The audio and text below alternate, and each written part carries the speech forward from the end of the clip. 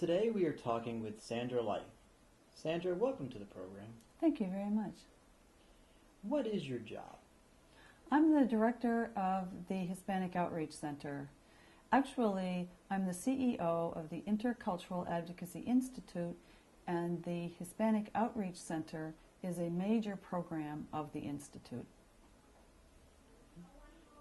How long have you been the director of the Hispanic Outreach Center? We started this center in 2000 in partnership with the Clearwater Police Department, and I've been the director all that time. Okay. And how many people work here? We have 11 people who work here.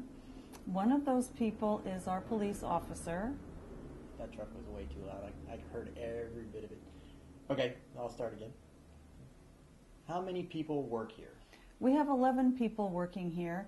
One of them is our police officer, and one of them is our Girl Scouts coordinator, which we partner then with Girl Scouts to provide programs for girls.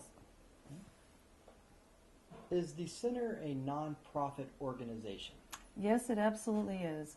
We do not make any profit with the services that we provide, and we are largely funded by grants from foundations, from government, and from individual people.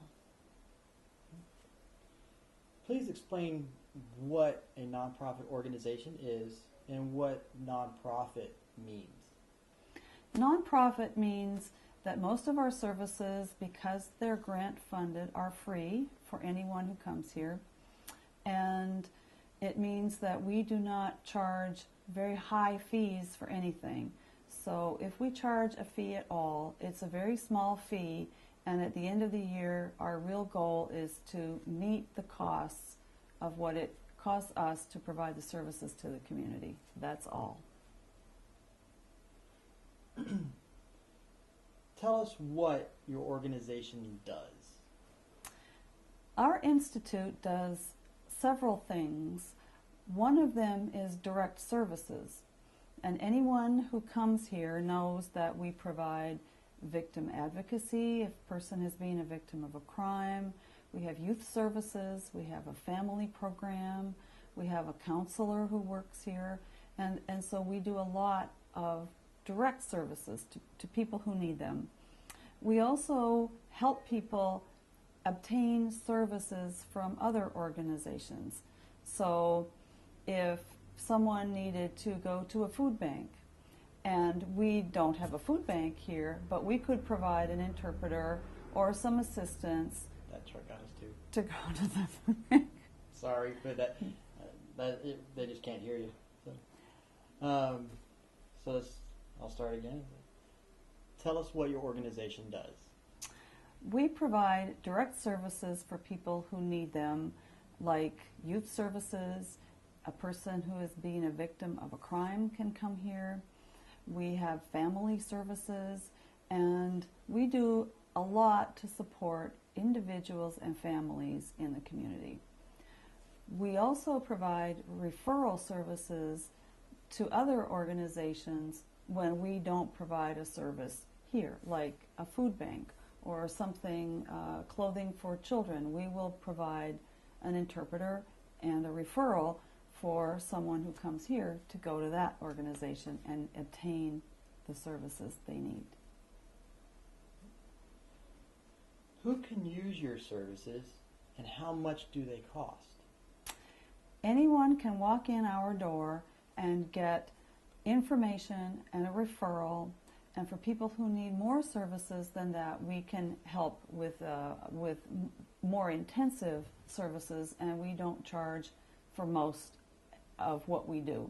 We have a very small fee for notarizing documents, and we will have a small fee for some immigration law services in the winter, but for now we don't charge anything.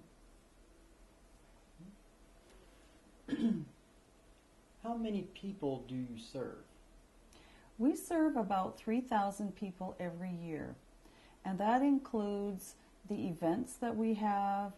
The Mexican consulate comes here to help people apply for passports and the matricula, and we So we do that.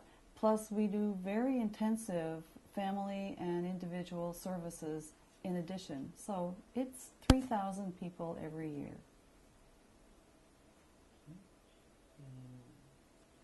I heard a little noise in the mic, so I was just making sure it didn't slip off or anything like that.